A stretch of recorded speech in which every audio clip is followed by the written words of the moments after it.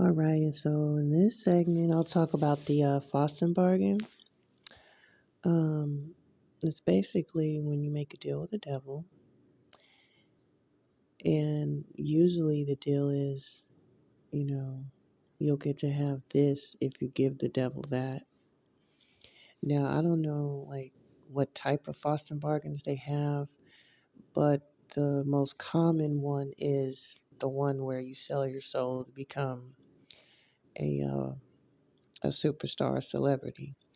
Now, what I'm also picking up right now is that some people, part of their Faustian bargain, they'll give up their children, their grandchildren, their great grandchildren. So the devil or the demon that they're making the deal with may say, I want all your daughters for the next 10 generations in order for you to give, for me to give you what you want.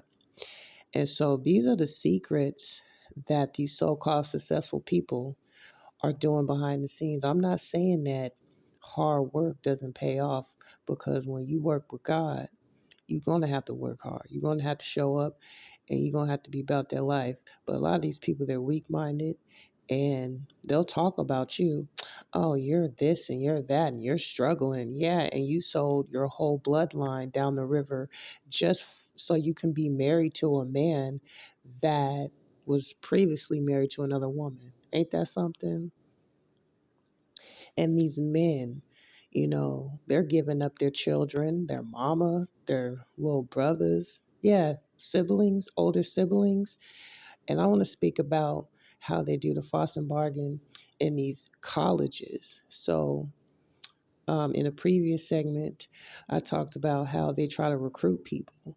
Well, college is one of them. They can't get you in the church, or excuse me, if they can't get you to join the military, they'll try to get you into college. If they can't get you into college, they try to get you in the church. And there's other ways they'll try to recruit you.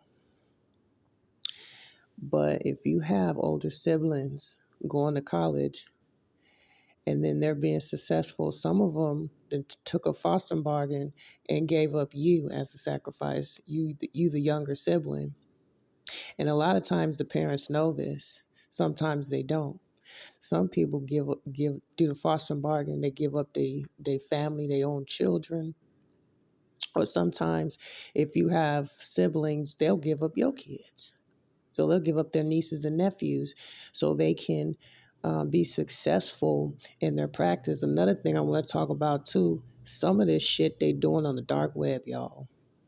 And then you want to talk about me having my screen cover. Well, this is what it looks like when the doves cry.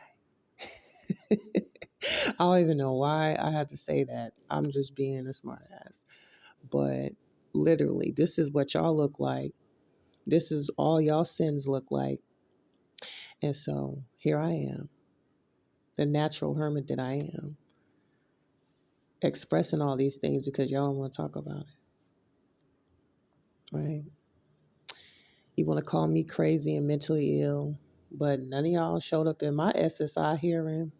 I hear you testify. You know what I'm saying? But seriously, though, this is what's going on.